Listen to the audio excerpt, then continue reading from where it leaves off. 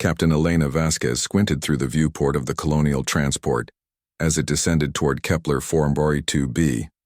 The planet's amber sky stretched endlessly, broken only by the skeletal remains of what had once been a thriving military outpost.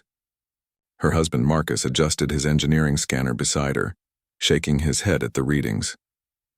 The real estate agent wasn't kidding about the fixer-upper part, Marcus muttered, watching the dilapidated structures grow larger. Half these buildings don't even have roofs anymore. Elena smiled grimly. After 20 years serving in the Terran Defense Corps, she'd seen worse. Much worse. It's got good bones, and the price was right. Besides, we wanted somewhere quiet, to retire. The transport touched down in what had been the main courtyard of Firebase Omega-7. According to the records, it had been abandoned 15 years ago when the Zephyrian Empire retreated from this sector, after their crushing defeat at the Battle of Titan's Gate. The humans had simply packed up and left, moving on to more strategic positions in their ever-expanding territory. As Elena and Marcus stepped off the transport, their boots crunched on the crystalline sand that had blown across the landing pad over the years. The silence was profound. No hum of generators, no chatter of personnel, just the whisper of alien. Whine through broken architecture. That's when they heard it. A low, rumbling sound that seemed to vibrate through the ground itself. "Did you feel that?" Elena asked, her military instincts immediately alert. Marcus nodded, consulting his scanner. "It's coming from the back courtyard. Biosignature is substantial."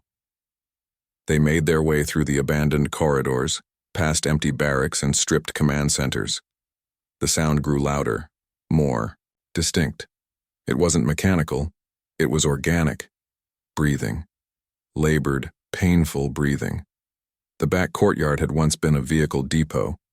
Now it was overgrown with the planet's native crystalline vegetation, creating a garden of living glass that chimed softly in the breeze. But dominating the space, impossible to miss, was the dragon. Elena had seen dragons before, of course. The Zephyrian Empire had used them as bioweapons, living ships capable of surviving in the vacuum of space.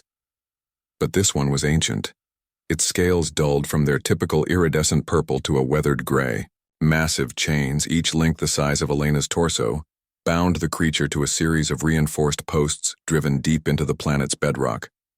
The dragon's great head lifted as they approached, revealing eyes like dying stars. Once brilliant, now faded but still holding depths of intelligence that made Elena's breath catch. "By the void," Marcus whispered. "It's still alive." The dragon spoke, its voice a sound like distant thunder mixed with the grinding of tectonic plates. The universal translator in Elena's neural implants struggled with the ancient dialect, but the meaning came through. New humans. Elena stepped forward, her hand instinctively moving away from her sidearm. We bought this place. I'm Elena. This is Marcus." The dragon's laugh was bitter, sending small avalanches of crystal sand cascading from the nearby formations. Bought. Yes, humans would think in terms of ownership. The great eye focused on her with uncomfortable intensity. "I am Vorthak the Eternal, though eternal has proven optimistic." "How long have you been here?" Marcus asked, his scanner forgotten in his hands. 15 of your years, engineer human. 15 years since your people decided that a defeated enemy's weapons should be preserved. For study, they said. The dragon's massive head settled back to the ground with exhaustion. "My war is over, my empire is dust, yet here I remain. A curiosity for a species that has never learned the wisdom of mercy." Elena felt something cold settle in her stomach. She'd heard whispers during her service. Classified projects, enemy assets being maintained for research purposes. She'd always assumed those were rumors, the kind of dark stories that circulated among soldiers. "The chains," she said quietly. "They're not just holding you here, they're draining you, aren't they?" Vorthak's eye flickered with surprise. "You are more perceptive than most, Captain Vasquez. Yes. These bindings slowly harvest my bioenergy, my life force, keeping me weak enough to remain captive while strong enough to remain useful, a masterwork of human efficiency. Marcus was already moving, his engineer's mind cataloging the chain system, the power conduits that led away underground. Elena, this is connected to some kind of research facility. These readings, they've been siphoning his energy to power experiments. The implications hit Elena like a physical blow. This hadn't been an abandoned base. It had been a black site research facility, probably still classified at levels above her former clearance. The dragon wasn't abandoned property. He was a prisoner who'd been forgotten when the facility was mothballed. The research teams left when funding was cut, Vorthak said, reading her expression. But the automated systems remained. 15 years of slow death with only the crystal gardens for company. Elena walked closer, studying the chains. Each one hummed with residual energy, designed by human minds to be unbreakable by draconic strength. But they hadn't counted on human ingenuity working from the outside. "Marcus," she said quietly, "can you break these?" Her husband looked up from his scanner, understanding immediately in her eyes. "The locking mechanism is quantum encrypted, but the power coupling..." He smiled. "Yeah, I can break these." "Captain Vasquez," the dragon said slowly, "I am your people's enemy. I have fought against humanity across a dozen star systems. I have burned your ships and killed your soldiers. Why would you?" "Because the war is over," Elena interrupted, "and because leaving a sentient being chained up in our backyard isn't the kind of retirement Marcus and I had planned." It took 3 hours.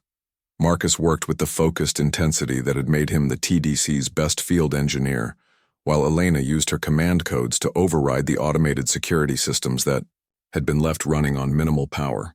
The dragon watched in silence, something unreadable in his ancient eyes. When the last chain fell away, Vorthak didn't immediately move. His massive form remained still for long moments, as if he couldn't quite believe he was free. "I could leave this world," he said finally. "Return to the deep void between stars." "You could," Elena agreed. "I could seek revenge against humanity for these years of captivity." "You could try," Elena said with a soldier's calm. The dragon's laugh was different this time. Still deep, still thunderous, but warmer somehow. "You freed your enemy without guarantee of mercy in return. This is either profound wisdom or profound foolishness." "Maybe both," Marcus said, packing away his tools. "We've been accused of worse." Vorthak slowly, carefully, raised his great head to its full height. His wings, atrophied from years of binding, stretched experimentally. "I am old, humans Elena and Marcus. Older than your species' first ventures to the stars. I have seen empires rise and fall like waves against the shore." He fixed them both with his stellar gaze. "I would like to see what comes next." Elena smiled. "Well, we did buy a lot more land than we need. And Marcus has always wanted to try growing earth vegetables in alien soil." "I know nothing of gardening," the dragon admitted. "We'll teach you," Marcus offered. "It's good work for retirement."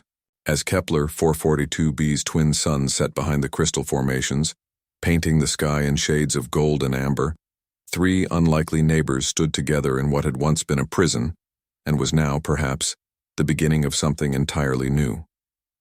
In the distance, the first Earth-normal seedlings pushed through alien soil, and the sound of an ancient dragon learning to laugh again echoed across the abandoned base that had become, quite unexpectedly, a home.